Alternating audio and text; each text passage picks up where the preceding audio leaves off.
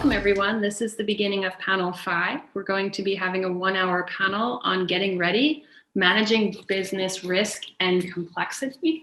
This panel discussion is going to proceed much like the others at the conference so far. So we will first, I will first introduce the speakers, our panelists. I would allot 6 minutes per panelist for a question we have already selected for that particular panelist. During that time, Pavlina Idelson will be monitoring the chat and collecting audience reactions and questions.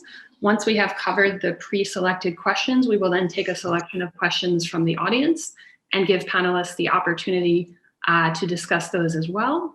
And from there, we'll try to make it as interactive as possible. So that is the structure. I will just briefly introduce the panelists in the order in which they are presented on our visual accompaniment.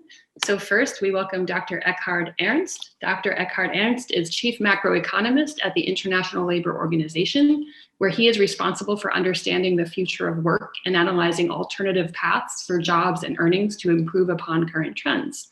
He is also a member of the EU Parliament's STOA Advisory Board and the president of Geneva Macro Labs.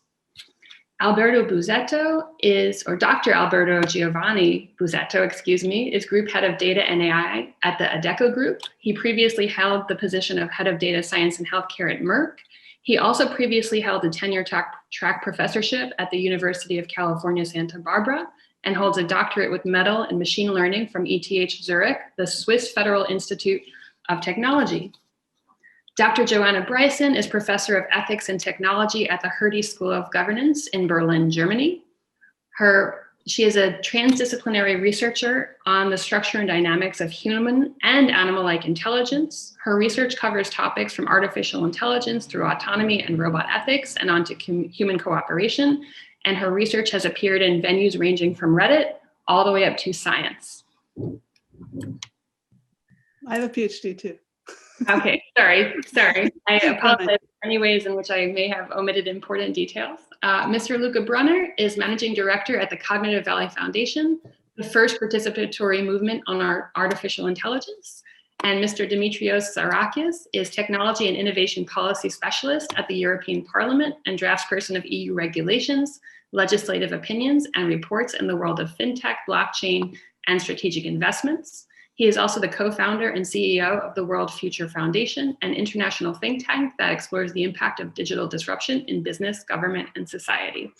So I would like to welcome our panelists. I am sure I have left out all sorts of important biographical details, so I would also encourage you to take a look at their full-length bios, which are available on RegHorizon.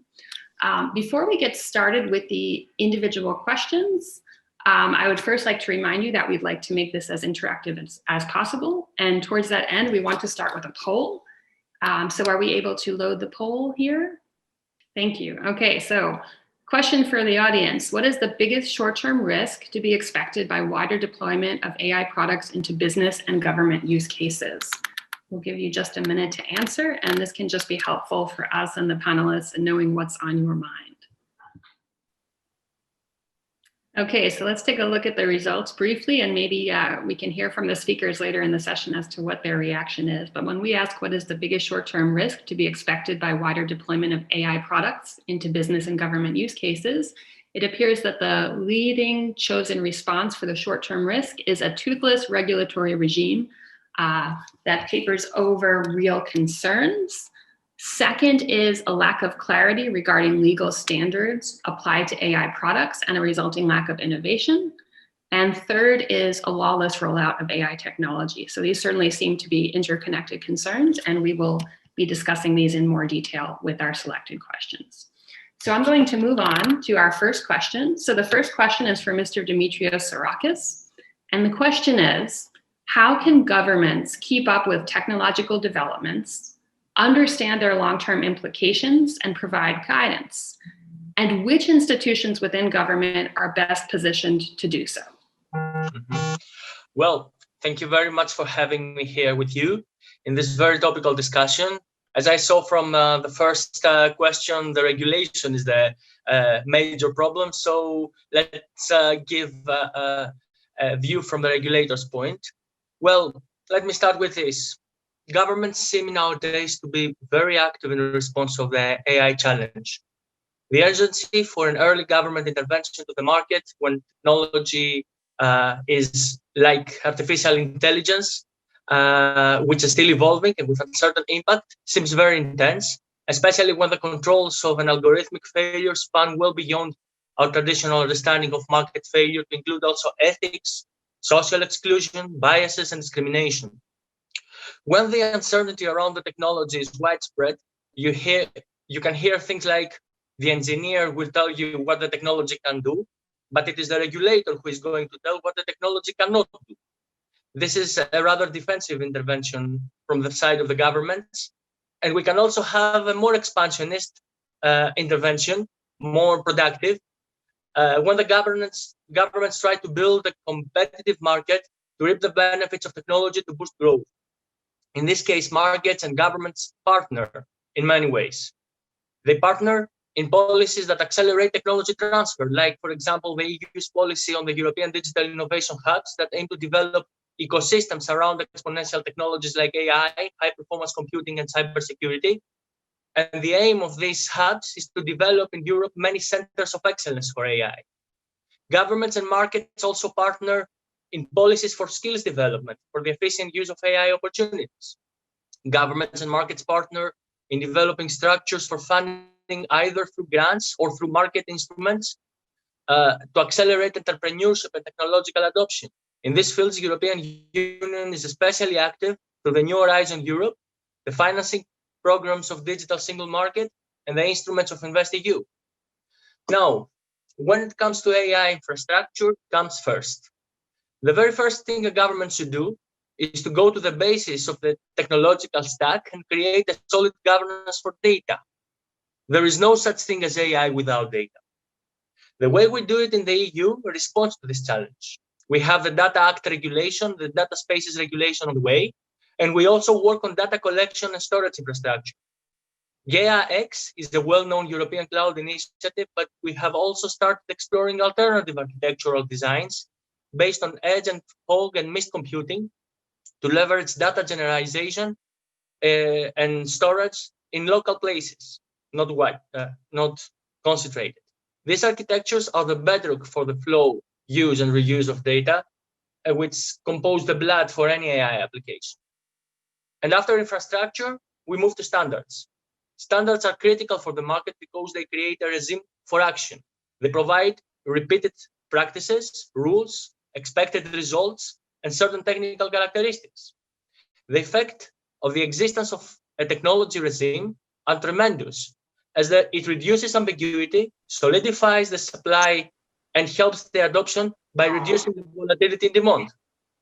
So what kind of standards do we need in AI? We need standards about concepts and terminology, standards on data and knowledge, standards on human interaction, on metrics, on networking, standards on performance testing, and standards on safety and risk management.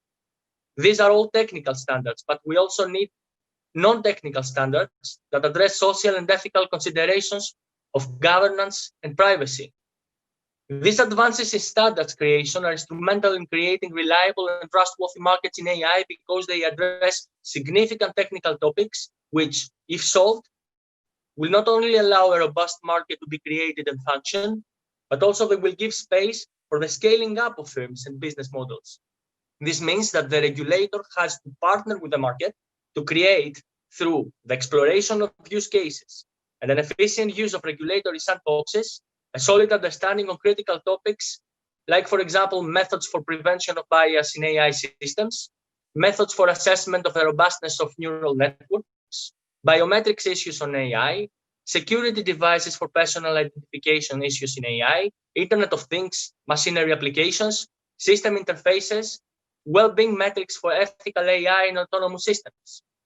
Many of these standards are already in the pipeline of ISO, international organization, and this brings us to the final topic I would like to address today, and which links the artificial intelligence market making with the desire of the regulator to create a competitive regulatory advantage with global reach. This brings to the forefront the fundamental question: must the solutions to these issues be global? If you would ask me this question 5 years ago, I would say yes. But after 7 years in the EU, with a view of what is happening around the world, I think that we need to take another path of action. I have in mind places like Africa and Middle East and Far East. These places are sandwiched between a Chinese approach to AI and an American approach to AI. Seeing the way the two models scale, I think they exacerbate the market conditions by exposing humans to a market environment that negative externalities are concentrated to the consumers, whereas the positive externalities gave an unfair momentum on the supply side. I believe that the EU should be an alternative to the US and China by infusing European ethical values and European market practices both to the internal market and other jurisdictions, especially in the developing world. Europe should be an option for diversification for the emerging digital markets by reducing the technological exposure to places like Africa and Middle East to the oligopolistic behavior of American and Chinese companies. And as a final takeaway, the European standards is the solution I would favor over the idea of global solutions. And both the European Commission's white paper on AI and the policy strategy of the digital future of Europe sets a frame that the market should not ignore. And I leave it here. Thank you. Thank you, Mr. Psarrakis. We now turn to Professor Joanna Bryson.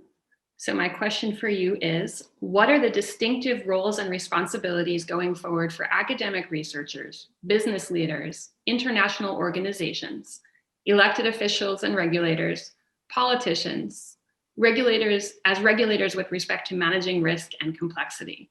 What are the current accountability mechanisms in place for these respective parties? Thank you. Okay, that's great. It's such an insane number of things that I'm not going to actually answer all of them right now. When we get in discussion, we can talk more, for example, on the role of academia, but I hope I'll illustrate that here. Could I have my slides? So this is I'm going to do the answer to the question you asked in just like 2 minutes, and then I'll have 2 minutes each for two other ideas I thought were important to introduce at this stage in the conversation, and one of which follows from Dimitrios. But first of all, let me go ahead and make sure I don't screw up there. Okay, so what we need is accountability.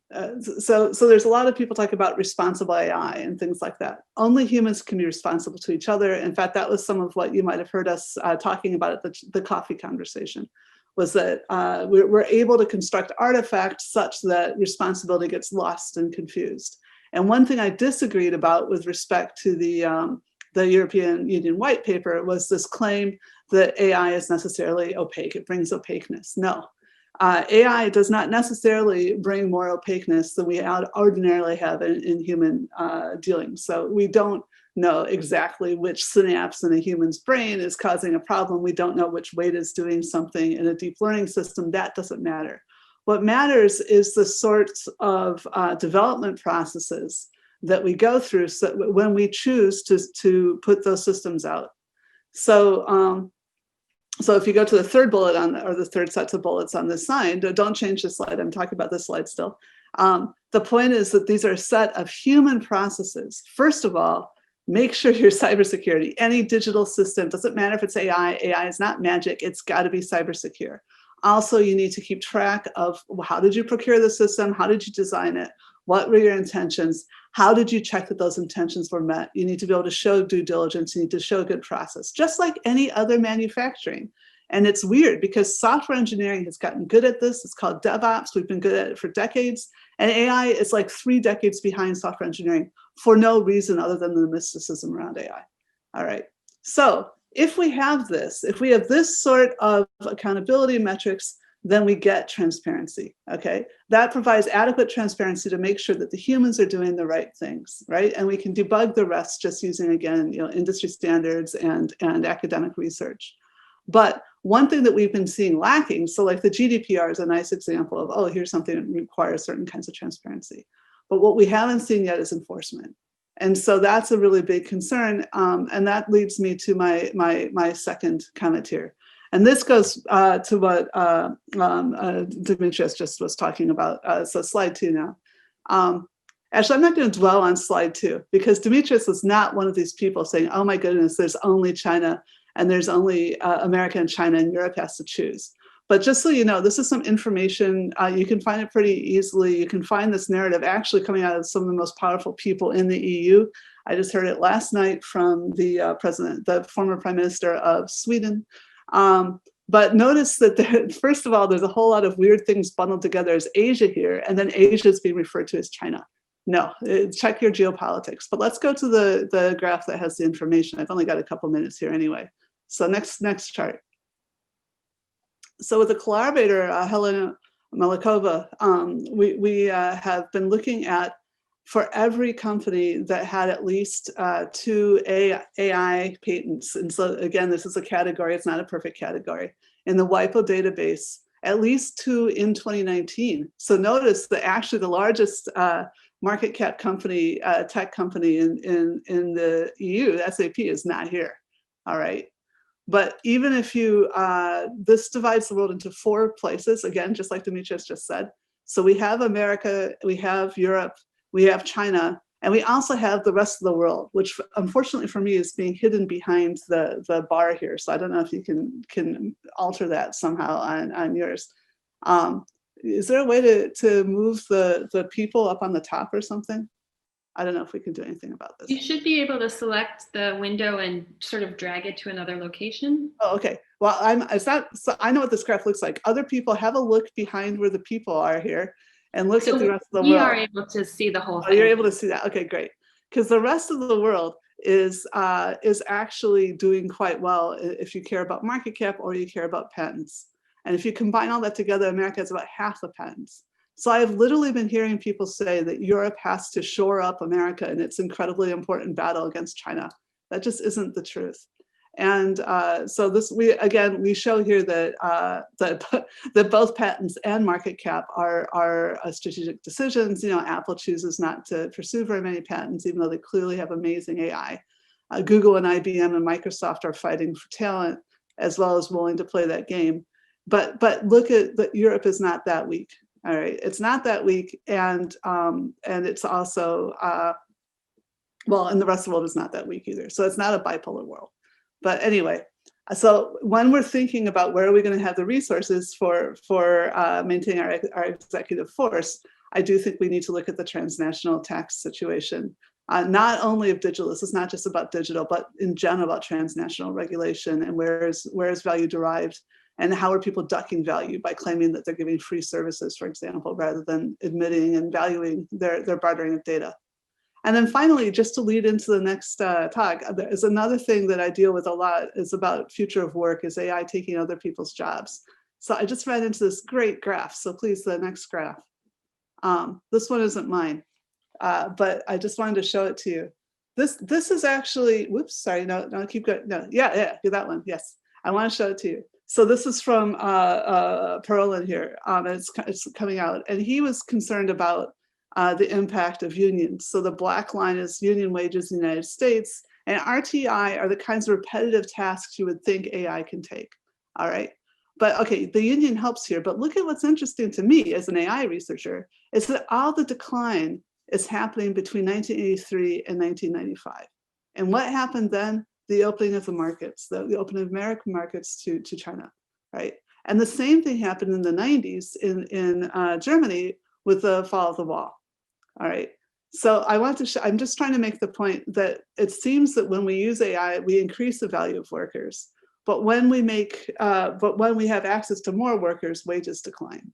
So I just wanted to put that out because it's such an interesting graph, even though it's not mine. Okay, so thank you. Thank you. So my next question is for Dr. Ekkehard Ernst, and this is the question.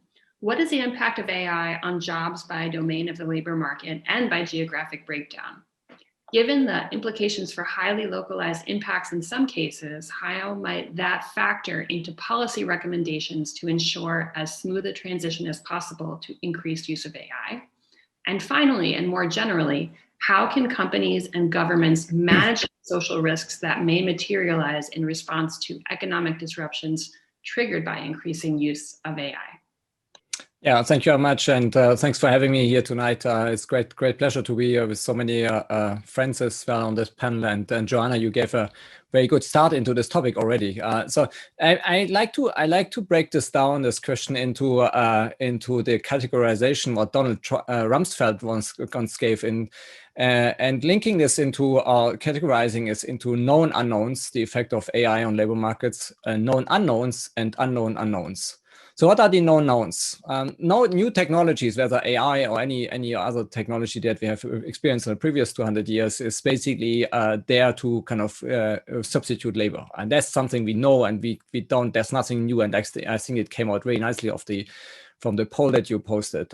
What is definitely true is that frontier countries like the ones in Europe, like North America, and to increasing extent also China, are better placed. So they have actually less labor to be replaced, whereas those countries who are farther away from the technological frontier, there's much more labor to be substitutable. And we actually see that in our research. We show that when you look at previous waves of robotization, for instance, you can clearly identify that robots have a much stronger negative effect on employment in those countries that are further away from the frontier. So in a sense that the employment fears that some have raised in the past 10 years or so are certainly overblown for countries in this geographical sphere, if you want.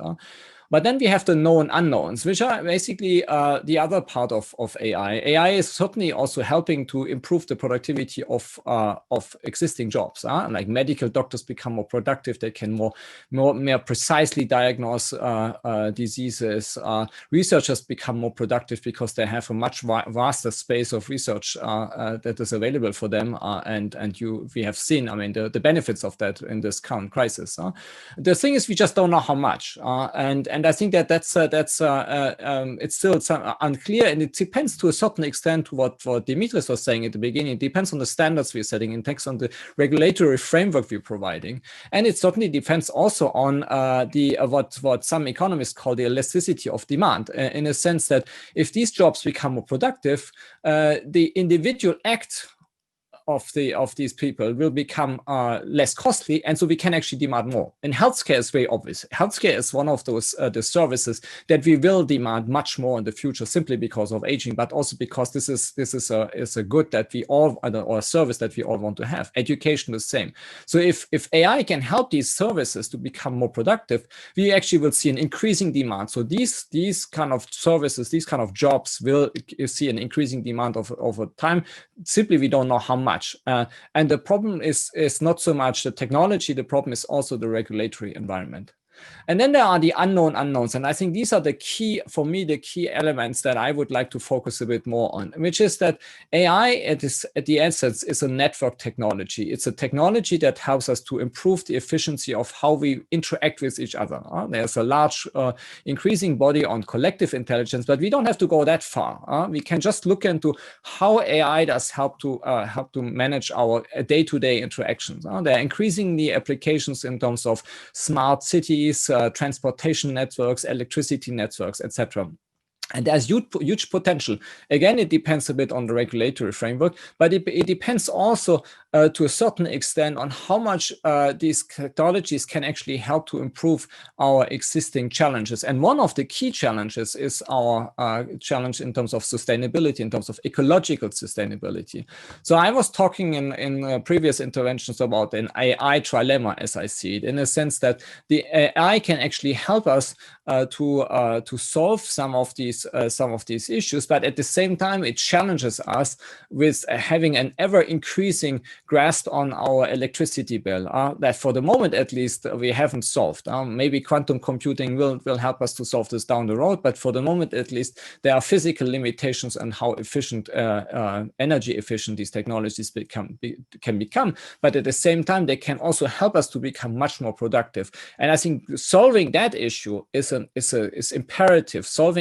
Understanding how we can use this technology, how we can deploy that, not so much in terms of trying to understand what's happening to the labor market, but helping us to improve the way we interact. And I think here a topic or point that Dimitrios was making at the very beginning is extremely important, which is the collaboration between governments and markets and businesses.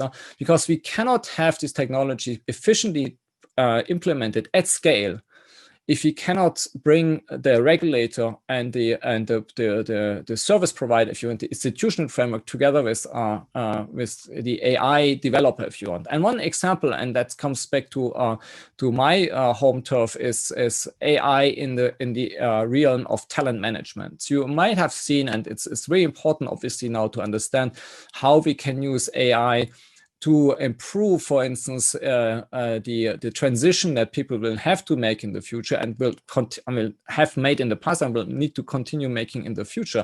So AI can be used as a tool to help occupational transitions, and it has been there are case studies to kind of document this, etc.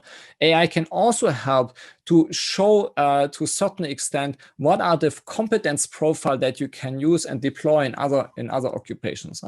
But for the moment, all these solutions are extremely individualized. There are big companies like Nestle in Switzerland, etc., that try to implement these technologies at their local headquarters, if you want, or even in the multinational network.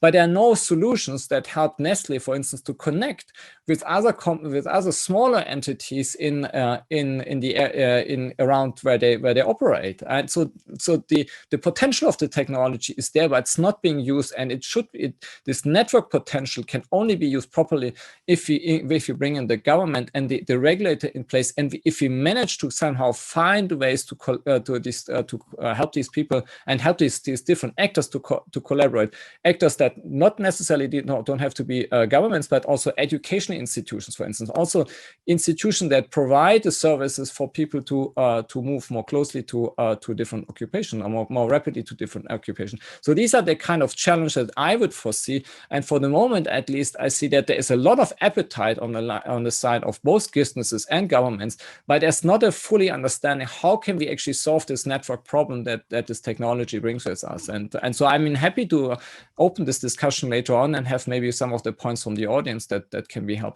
in this respect. So thank you very much, and I will post some references in the chat box to publications that I was mentioning in these opening remarks. Thank you. Thank you. My next question is for Dr. Alberto Busetto, and this is the question. How can the growth of AI talent be made more inclusive, ensuring that AI is not only developed by a select few? And additionally, what role do policies, education, and business have in upskilling society? Yes, thank you for the interesting question.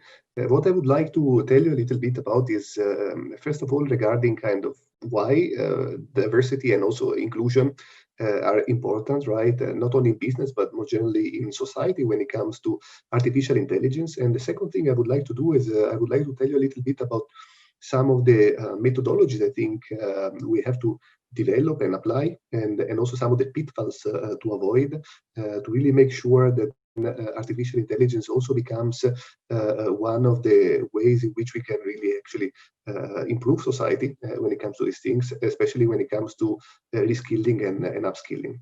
But first, let me tell you a little bit about inclusion and also diversity. Both of them important in two ways. The first one, at least in two ways.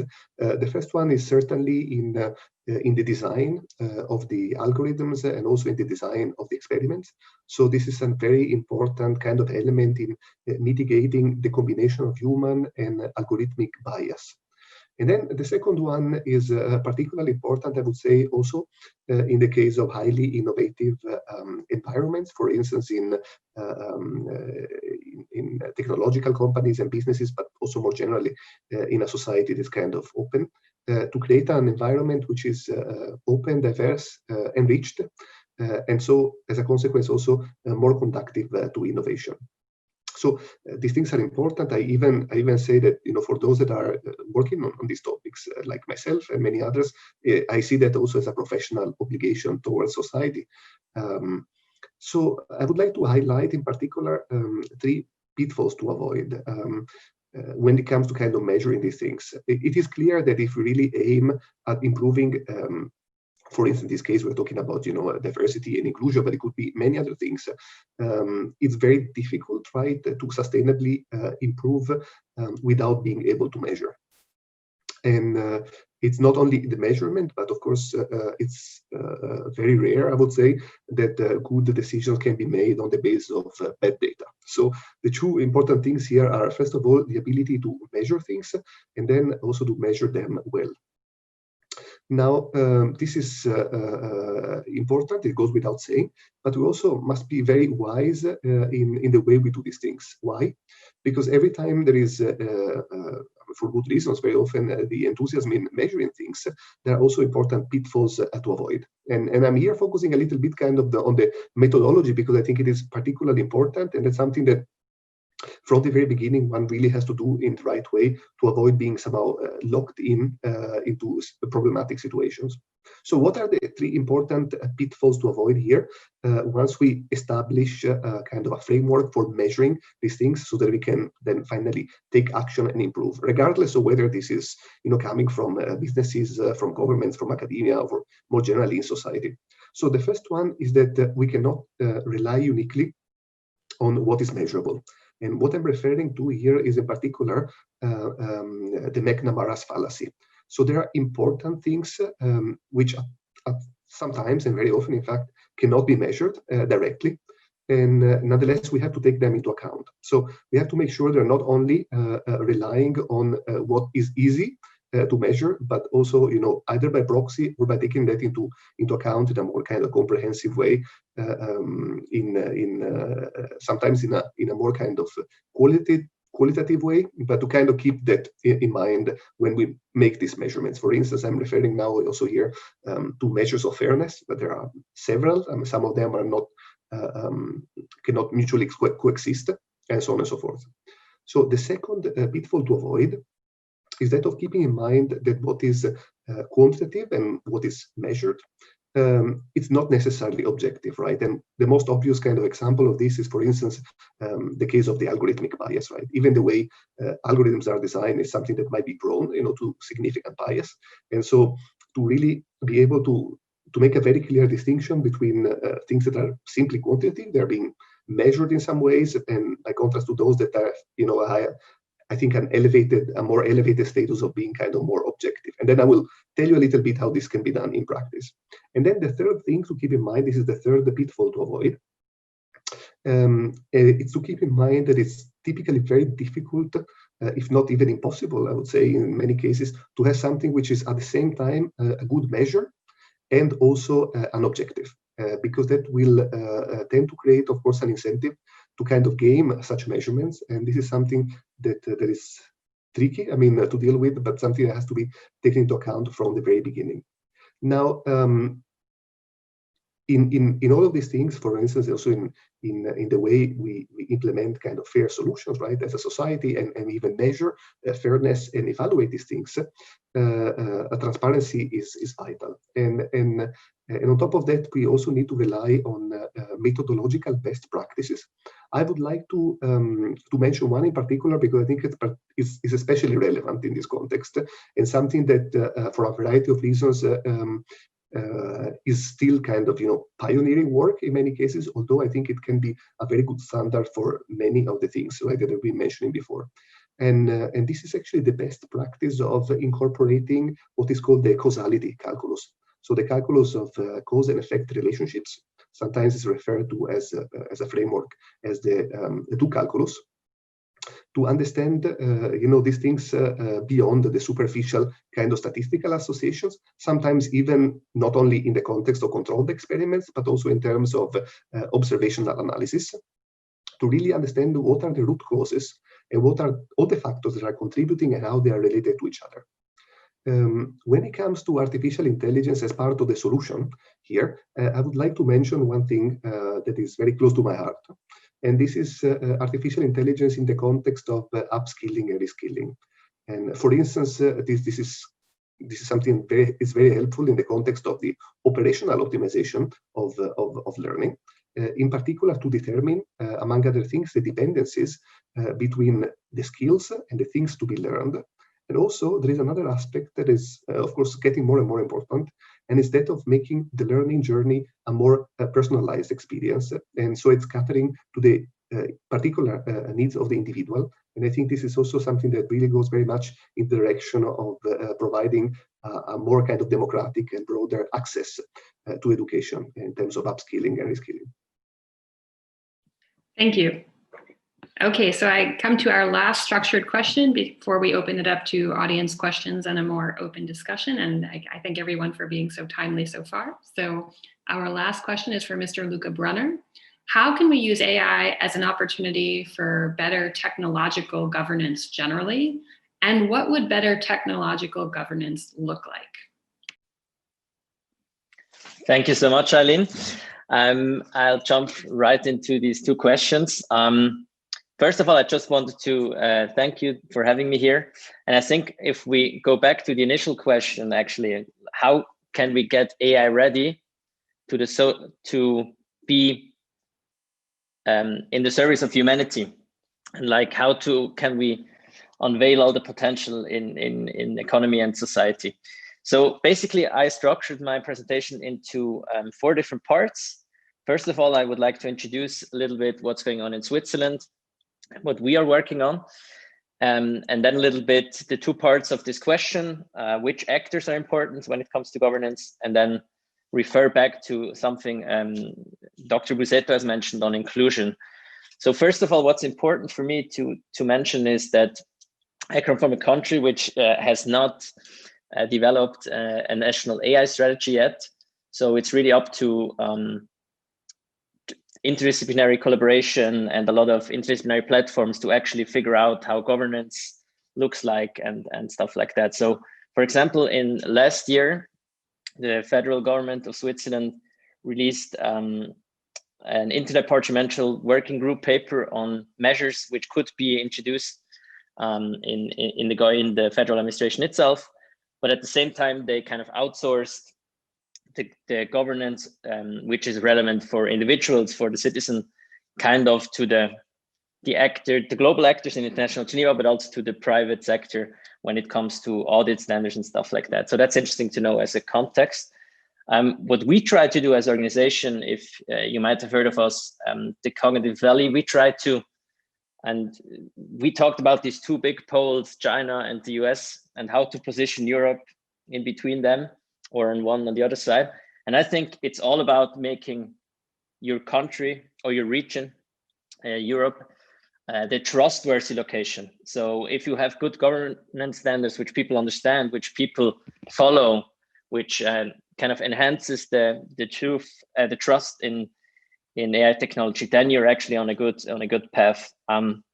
As far as I understood the question, which was sent to me, it's a little bit ambiguous. So it could be perceived as like, is AI as a technology toolbox an opportunity to make regulation better? But then we would jump into a legal tech discussion, which is very interesting, but not my specialty. So I want to focus more, what can we do better in regulating AI? What we probably didn't do that well when it comes to other digital governance issues. But I would like to discuss in the open part, in the interactive part, about this 2 sides of the question actually. Then when it comes to actors, I mean, the interesting thing is, as I mentioned before, this is from a Swiss perspective, but I think it's applicable for most countries. You always have like the discussion on global frameworks, on global governance frameworks, but then you have the nitty-gritty enforceable rules on the ground. Let's say, for example, we were involved in an AI audit standard. So like let's say a certification like ISO, but for to avoid algorithmic biases, for example, to enhance trust, to ensure privacy, and so on, in an AI powered system. So, and I think that's a really interesting one as an example. And that's very nitty-gritty. right? And then we have this global stage where it's more about defining the ethical principles and stuff. And there, for example, Switzerland, in our opinion, has to play a big role when it comes to International Geneva. And as our government mentioned in their last digital foreign policy, this is actually their main goal when it comes to the global governance, like bringing these discussions to Geneva, because Geneva has a good record on questions like that. And then to conclude, it's interesting that Dr. Busetto brought that up as well, because that fits very well with what I was about to say. We had this poll at the beginning with the different risks, and I was about to click on all of them, but it was not possible. But mostly the first one is very important for my point of view. Social risk coming from a popular backlash. In a democratic society, you cannot establish a new sector, like a new technology sector, such as, for example, AI-powered technologies, without having the buy-in from the people, right? So we defined a couple of really different, different types of inclusiveness. One is like the systems themselves shouldn't be biased. Then the algorithm should be transparent, and the access to actually who defines the rules and who defines the algorithm should be transparent. Then it's about who benefits actually from the AI technology. So making a regulation which also benefits sectors outside the tech world, because sometimes when you have to explain why AI is so beneficial for all different sectors, you really have to bring hands-on examples, and it's not just about the tech sector. And then it's also about education. So when it comes to regulation and policy making, there also has to be more action on that side from the policymakers. And then last but not least, but that's probably the most important one, inclusiveness of the actual governance process. And there we as an organization advocate for really having these get-togethers, roundtables, and platforms where you can actually bring on the public, associations, NGOs, and so far and so forth. So yeah, I guess that's it from my side. Thank you so much. Thank you so much, and thank you to all the panelists. Before we turn to any questions from the audience, I want to give the panelists an opportunity, if there's something they're itching to address in what another one has said, just to open the floor to you for a few minutes before we proceed to audience questions. So if any of the panelists have something to respond to, please go ahead. I'll just jump on two things, although I think we were largely aligned.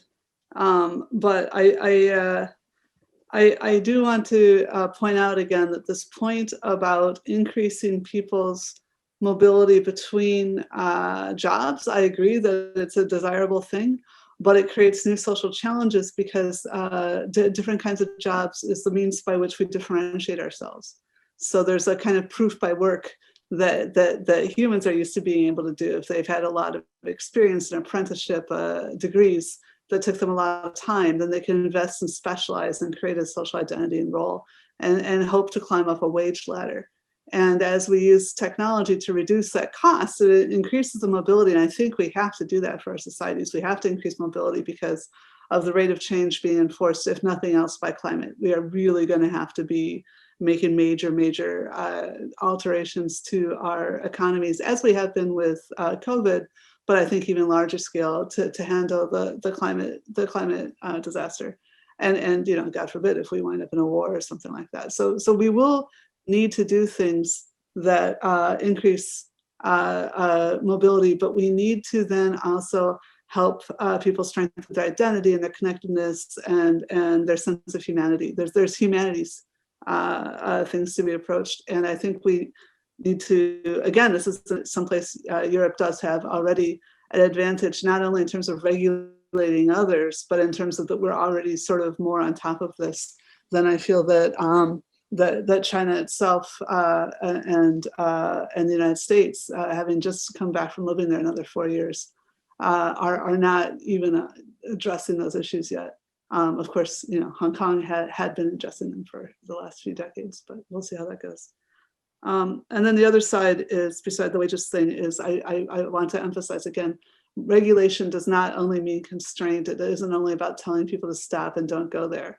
Regulation is about making society more stable. It's about producing public goods. So asking for more enforcement. A lot of regulation already upregulates this industry. Massive investment to help digital. So first of all, what are you saying when you say you don't want regulation? Are you saying stop giving me so many tax benefits? But the other thing is that that in general, even these things that seem annoying, like the GDPR, once they're implemented, they actually make it easier to do business. In making that extra investment for accountability will help make it easier to maintain your software products, as well as creating a more level playing field where good practice is benefited better by our society. Okay, Ekkehard, you had a response? Yeah, I just wanted to respond to Joanna's first point on mobility. I mean, I think in principle, I would agree with you. In practice, I would say that, first of all, we actually see a decline in mobility, partly because of population aging, and that's not going to go away anytime soon. And the other thing is, like, if anything, we have done everything, just the contrary in terms of fostering mobility, especially geographic mobility. And that's not only linked to international migration, also within country mobility has declined quite a bit. Partly because of housing policies that have been implemented in fostering house ownership. So I mean, this is certainly, certainly if you want to do that, you have to change a whole range of policies that we have implemented over the past few decades, I would say. Oh, I totally agree. I wasn't actually talking about physical mobility. I meant that although we will have to move people away from coasts, but I had actually been meaning that in response to your targets, so not where we are now, but where we need to be in terms of being able to change careers. But then, so that's why I was saying that as we facilitate the change of careers, then we also reduce the differentiation that led to wage structures. Which can provide a certain kind of social linking and coherence and a sense of value. But no, yeah, physical mobility, you're right. It has been knocking down for exactly the reasons you talk about, both home ownership and aging. And I hope that will change too, although again, I hope for a green reason, so we don't just do churn of new housing and things like that, but rather that we we do this in a thoughtful way. Thank you. I also know Alberto has raised his hand, so we'll take Alberto's point, and then for the sake of including the audience, we'll move on to some questions that Pavlina has compiled for us. Thank you. I wanted to highlight one aspect. I think it's an important one. It seems to be kind of very much in common between all the different things we've been discussing up to now, from social mobility to accountability and transparency in the systems, algorithmic bias, regulation, and so on. And this is the point of education. It will be, to put it nicely, it will be very difficult to achieve any of these things without a significant and front-loaded investment in education when it comes to this topic. I think this is a very important thing, and it seems to be kind of a key piece of the puzzle, if you ask me. Thank you, Alberto. Obviously, there's so much to cover here. I really appreciate the speakers keeping the answers short so we can move along. I know there's so much more to say. Pavlina, will you take the mic perhaps to read off some of the questions from the audience? Absolutely. So first, thank you for the interesting contributions. And we had quite a lively chat on the side where the panelists were able to answer some questions. I would like to ask a couple of ones which weren't answered yet. And that is, one is from Paul asking, can Europe lead the way toward regulation without the big player in the game? Top 10 companies are not being from EU. And another question was from Joseph, who's asking specifically Professor Bryson, what are the most important challenges to consider for companies, board members, regarding the implementation of AI into their businesses? So these would be for now, and I would like to ask more, so feel free to use the chat to ask. Can I answer the Europe question? Yes, please go ahead. Okay, great. So I have two thoughts on that one. One is, as I mentioned before in my speech, I think Europe should not have the aim of competing with the United States and China for the technological lead in the world when it comes to AI. It's more about creating a qualitative space, as I mentioned, which means for me, they should emphasize more on what I call active regulation. That means that includes also framework for education, for making people aware of the topics, that includes public awareness and so on. And you always have to have the legal frameworks in order to do that as a government. So I think there's a lot of active regulation to do, which is not only forbidding stuff, but it's guiding stuff and making the environment safe, what I call safe European AI or so, instead of being a reactive regulator, which regulates shortly before it's too late. And so I think it has to be a trustworthy European AI ecosystem. And I think it's okay to set rules which are a little bit avant-garde. It will pay off in a couple of years. It might harm you economically a little bit when you do it, but not on the long run. May I contribute something here? Yes, please. Well, the truth is that in the previous 20 years, we had a strategy in the European Union named under the title Global Solutions. This meant that Americans develop the technology and Europeans come afterwards and regulate. At some point, we realized during the Trump administration that the given relationships with our partner from the other side of the Atlantic are not given. So we have to develop our own framework, and this is what I mentioned in my contribution as well.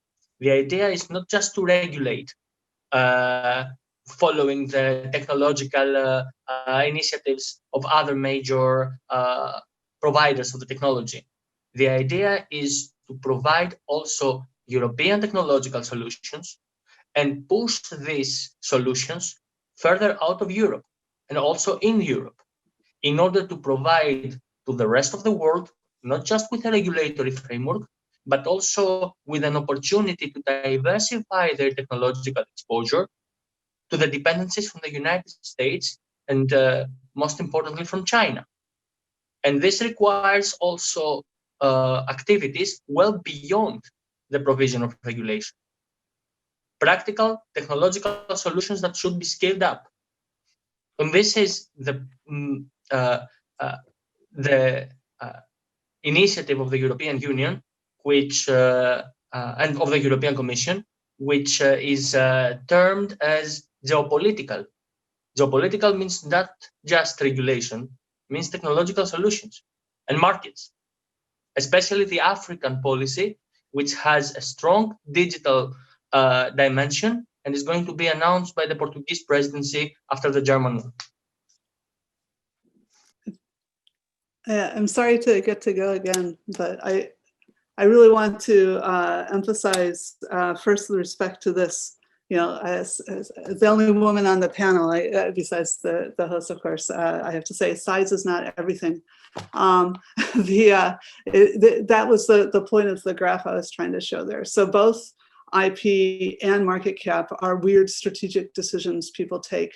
But what we actually know is that the European economy is significantly larger than, well, it's not significant, it's still larger than China's. It's still not as large as America's, but it's not that much smaller.